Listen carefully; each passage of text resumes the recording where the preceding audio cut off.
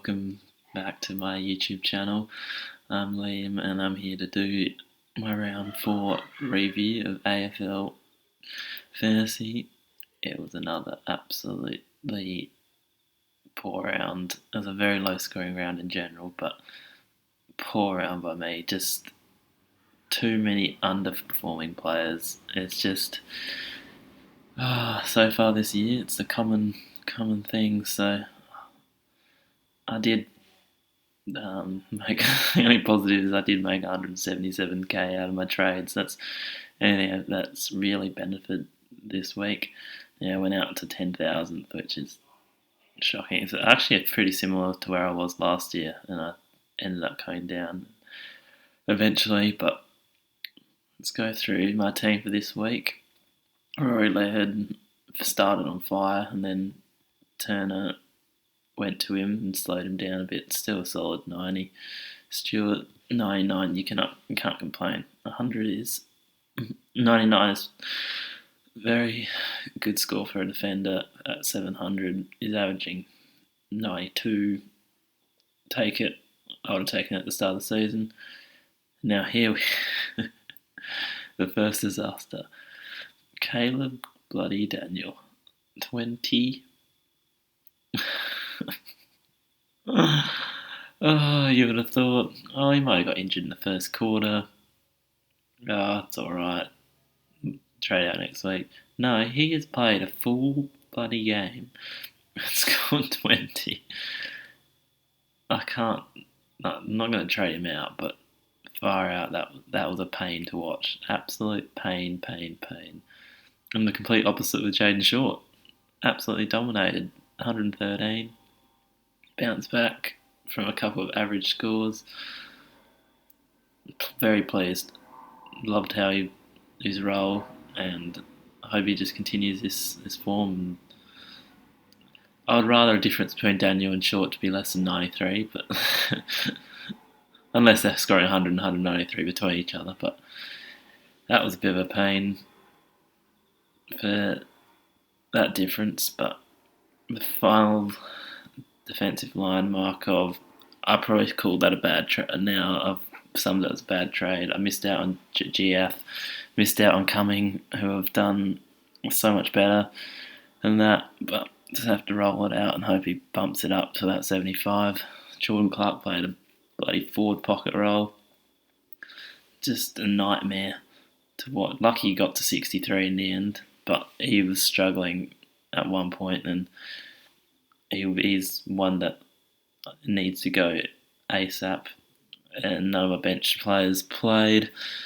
Hopefully, one that Highmore probably won't get a game as the Kilda winning, and Kaczynski, he did say rested, but he won't put much foot forward for the rest of the season. McRae, very happy with 113, took it as my VC.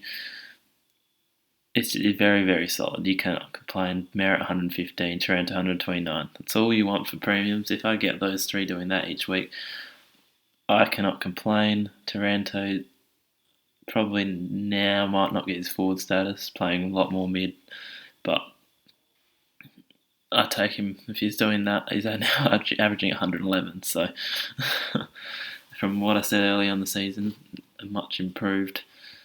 All good, and he takes 67. You can't score 90 each week. But Jordan, it is his off game. He's still averaging 73, but 29 is just not what you want.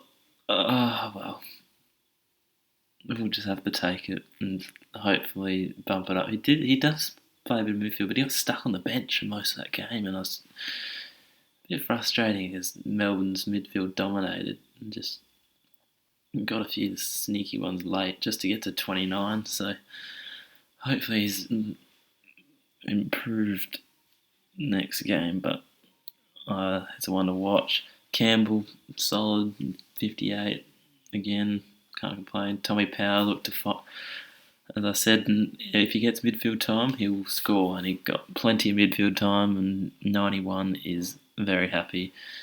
Berry's somehow got his way to 53 in the end after a very slow start. I take it, considering he's probably the Dangerfield replacement at this very moment.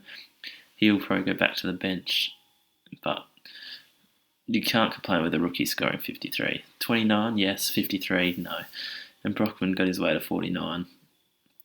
It's a money-making thing. Sharp didn't play.